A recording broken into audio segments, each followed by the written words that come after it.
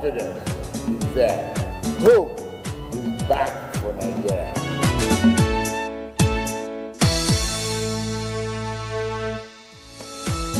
A tense yet reassuring week as President Tinubu insists Nigeria would defeat terrorism.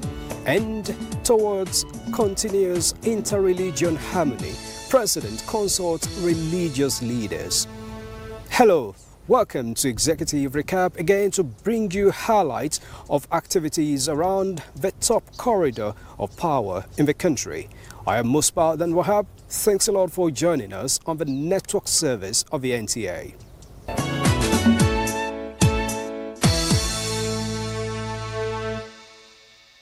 It was another week of approval spree for infrastructural projects across the country at the 9th meeting of the Federal Executive Council, where the Council also approved the concessioning of a Port Harcourt International Airport. Here are the highlights of decisions taken during the meeting.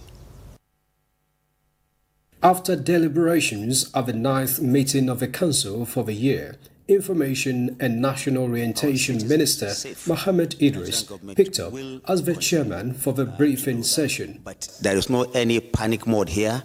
We are responding responsibly, steadily, and in the interest of our country, also, taking into account the concerns both from within and outside this country of what the situation in this.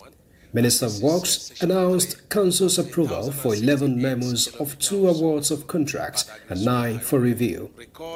The 9 existing contracts approved for review and continuation include sections of Old Enugu-Onitsha Road and the East-West Road, while the new contract awarded included Section 3 of the Sokoto-Badagry Superhighway. The 2 started from the beginning of the route. This third section started from the end of the route. And that is from Badagry, which is in Lagos State, going to Ogun, and from Ogun to the border between Ogun and Oyo State. And the total kilometer is 162.97 kilometers. And it's awarded for 6 lanes and for use of reinforced concrete pavement for a contract cost of 3.39 billion per kilometer. Similarly, FCT administration got approval for the ratification of construction of residences of heads of courts in the territory and the renovation of the International Conference Center, now Bola Ahmed Tinubu International Conference Center.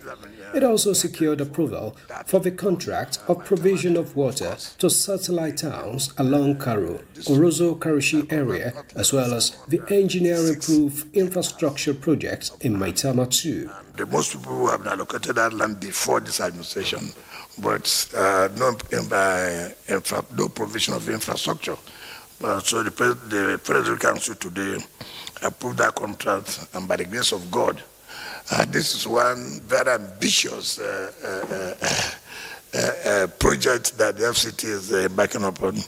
We believe, by the grace of God, we are going to give it all it requires to see that district is opened.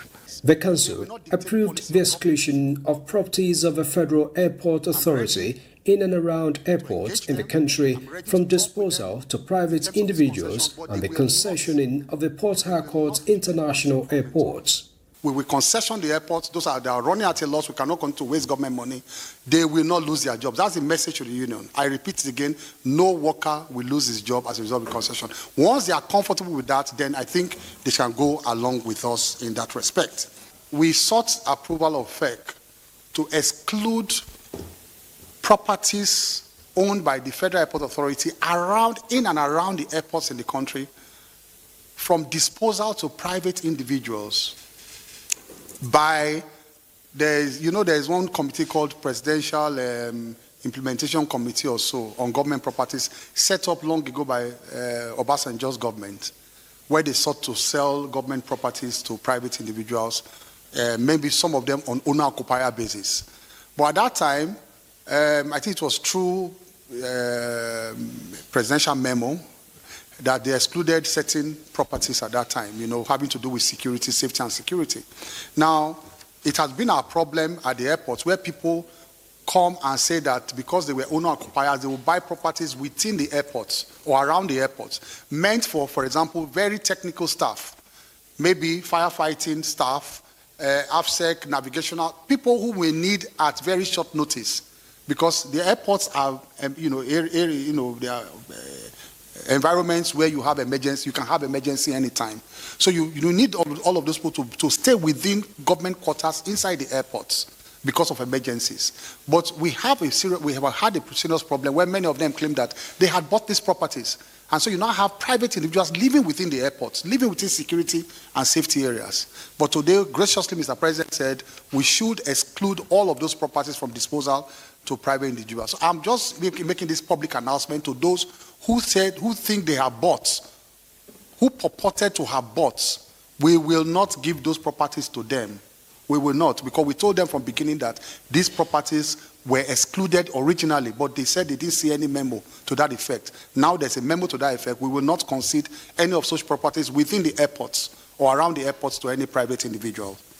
There are now approvals for the establishment of tourism and cultural economic zones and the adoption of tourism brands across the country, including the emerging Dirty December in Lagos. For Dirty December, we have asked the President to establish a presidential task force on Dirty December that will allow all the different interdependencies that we need, the different MDAs, aviation, interior, power, that we need to ensure that we provide the international community with a destination for Dirty December, and of course provide the support that Lagos State needs from the federal government, so that we can really maximize on the potential of Dirty December and other festivals around the country, and also to build it as a global brand.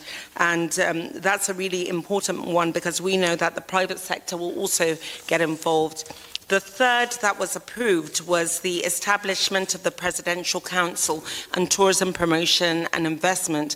This is a restructured and reactivated version of the Presidential Council of Tourism that was first established in 2023. It's very important because, like I mentioned earlier on, when it comes to tourism, it's not only the Ministry of Tourism, it relies on a number of interdependencies in order for us to deliver tourism brand. So this specific council will allow us to really build Nigeria's positive global image, especially at this extremely crucial time when Nigeria must stand and show the world our unity, our peaceful coexistence, and our stability to the global community.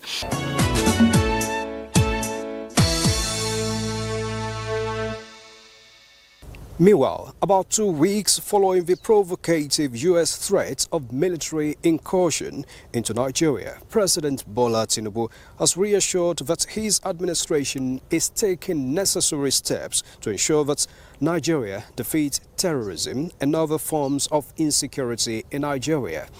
The president gave the assurance during the meeting of the Federal Executive Council. The Federal Executive Council meeting came to order to fill the hitherto ministerial vacancies created in the Council. Following their nomination and screening by the National Assembly, 2 new ministers designate were primed for inauguration. Bernard Doro from Plateau State replaces former Humanitarian Affairs Minister Nentawe Yiwada, who is now the APC National Chairman. And Kingsley Ude, a former commissioner from Enugu State, is taking the slot of Enugu to replace the former Minister of Science and Technology, Uche Naji, who resigned recently. Of my duties as minister, so help me God. Then, in an unusual circumstance, came the usual assertive voice. The most important thing President Bola Tinubu would for the first time react to the current situation occasioned by the threats of military incursion by the U.S. Despite the political headwind and the fear of our people, we continue to engage with our partners. The sources of the 2.3 billion bond subscription, oversubscribed, is the most at this stage.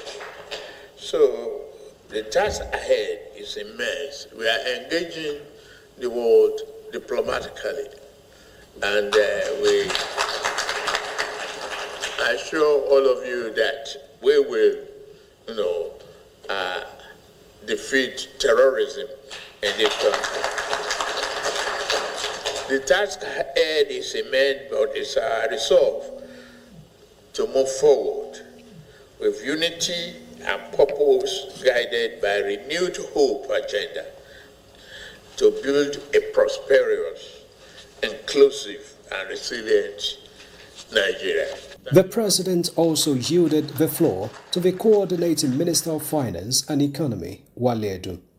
The Coordinating Minister gave updates of economic progress, including the growth of GDP by 4.2% in the second quarter of 2025, growth of 13 major sectors by 7%, growth of industrial sector from 3.72% to 7.45%, foreign exchange reserves topped $43 billion, while trade surplus hit 7.4 trillion naira. Nigeria's removal from the Financial Action Task Force Grey List, FATF Grey List, marks a major milestone in strengthening our financial integrity and confidence. At the recent World Bank IMF annual meetings, global leaders commended our reforms. Our progress and the revised IMF growth forecast of up to nearly 4% and improved credit ratings. A key takeaway is the urgency to mobilize domestic resources and provide investment to finance infrastructure and, all importantly, job-rich growth. Yesterday's hugely successful 2.35 billion euro bond issuance, in which the order book peaked at over $13 billion, is a testament to continued investor confidence in our country and our reform agenda and Mr. President's leadership, despite the political headwinds which we are all aware of. The market shrugged off those political considerations and focused on the economic fundamentals of Nigeria. Sir, we remain committed to your vision of a 1 trillion naira economy by 2030. But to achieve this, we must accelerate output to 7% per annum growth by 2027, not just as an economic target, but as a moral imperative to end poverty. Critical to attaining this growth trajectory will be attracting a necessary investment into our economy. With public investment at only 5% of GDP, we must urgently develop investment-ready projects across so many sectors that will crowd in large-scale domestic and external capital, direct investment in the economy by Nigerians as well as by foreigners. Ministers overseeing key sectors, for example, infrastructure, mining, education, health, agriculture, blue economy, digital innovation, arts and culture, must work with the subnational governments, the states, to identify and package projects that meet investor expectations. And it is likely under the policy coordination mandate, I'm sure that maybe the volume and the quality of private investment mobilized will become a key metric of the leadership, particularly in those areas. He assures of sectoral commitments to the $1 trillion economy envisioned by the government as they prepare for the next phase of the reforms. The next phase of reforms will remove barriers holding back investors. We will review tariffs and import restrictions to stimulate productivity and investment. The minister believes every naira must be optimized to sustain momentum amid global liquidity constraints, while the government continues to harness local resources to strengthen the economy.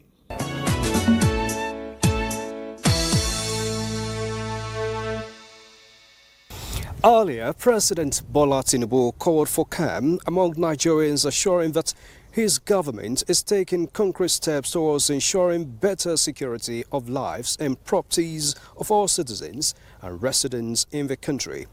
The president conveyed this message through the Minister of Information and National Orientation, Mohammed Idris, and the Presidential Advisor on Information and Strategy, Bayo Onanuga, who met with him in the State House. During the meeting, Information Minister disclosed that the issue of a U.S. government threat of military action in Nigeria came up. The minister assured that the government was already ahead with steps to record greater results in the fight against insecurity.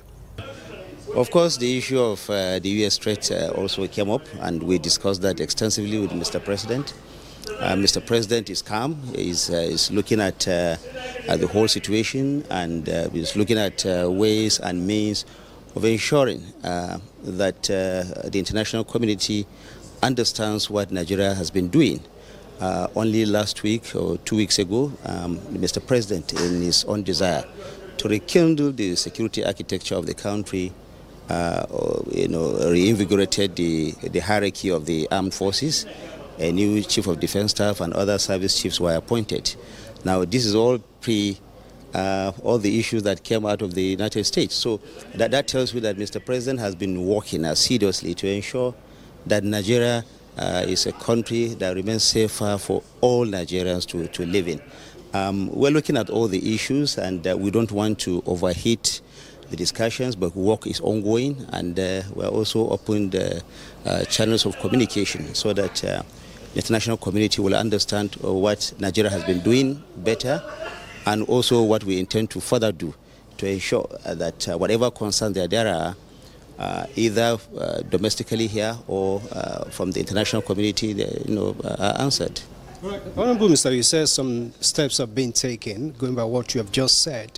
Nigerians have been suggesting so many things, including having a dialogue with the religious bodies and all of that, diplomatic means. What precisely is the government doing in this regard? Well, it's a multiple approach. You know that discussions with the leadership of the religious groups is an ongoing effort. Mr. President has been meeting with them, and of course he will continue to do that.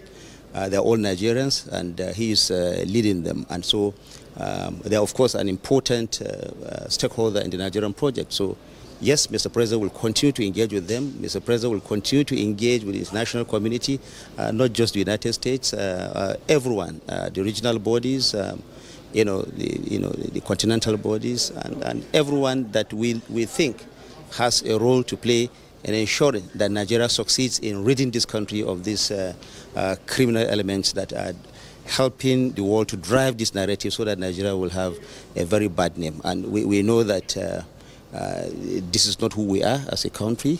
So for us to be characterized as a country that is not tolerant when it comes to religion is not accurate. This is absolutely false. Nigeria has Muslim and Christian and even those who do not believe in any of these religions, and our constitution guarantees that everyone should practice his faith without let or hindrance, and Mr. President is going to respect that to the letter. So again, yes, we have these security challenges, but nowhere has there been any decision to favor one religion or the other, or to inflict violence over one religion. What has happened is that we have these extremists that are driving this narrative, and the desired outcome for them is to see that this country is divided, and we want to caution Nigerians to look deeper. This is a time for us to reflect on our nationhood, to reflect on our unity, to come together. This is not the time for division, it's not a time for rhetoric, it's not a time for politics. It is a time for nation building, the time for calling for everyone, to come together so that we can continue to have the Nigeria of our dream. Mr. President is calm. He's taking this, of course, very seriously. All those that should look at these issues are looking at them with all the responsibility and the depth that it requires, so that at the end of the day, we'll come out of this. We believe that we'll come out of this very strongly.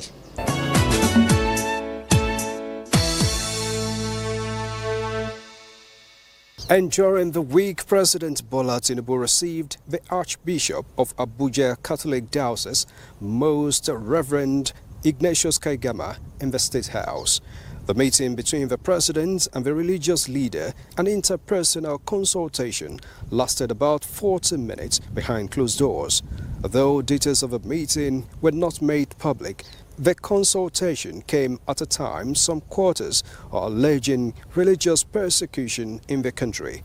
President Tinubu has at different fora affirmed his government respect for the constitution, which guarantees rights of every Nigerian to choose and practice any religion freely. Similarly, President Tinubu received the Sultan of Sokoto, Alhaji Sahad Abubakar III. The Sultan, who is also the President General of the Nigerian Supreme Council for Islamic Affairs, met the President of the State House. The meeting was equally a private one between the President and the religious leader, as the details were not made public. These consultations follow the purported religious persecution in Nigeria. The Sultan earlier joined the Jummah prayer in the State House, where the Imam, Al-Haji Abdul Wahid Suleiman Abubakar, admonished the faithful to continue to support government's efforts aimed at ensuring peace and security in the country. He described peace as part of the prerequisite for individual and general development of a society.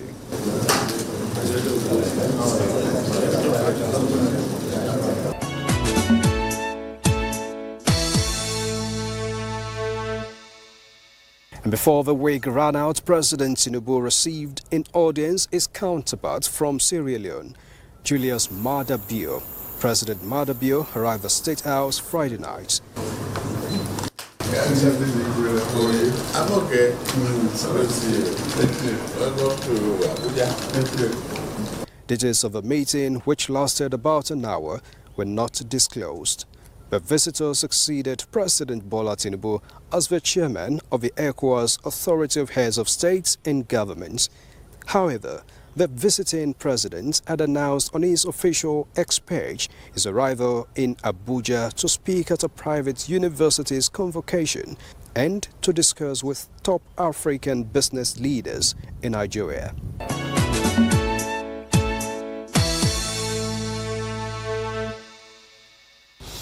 And that has been the executive recap on the network service of the NTA for the week. Thank you so much for being part of it.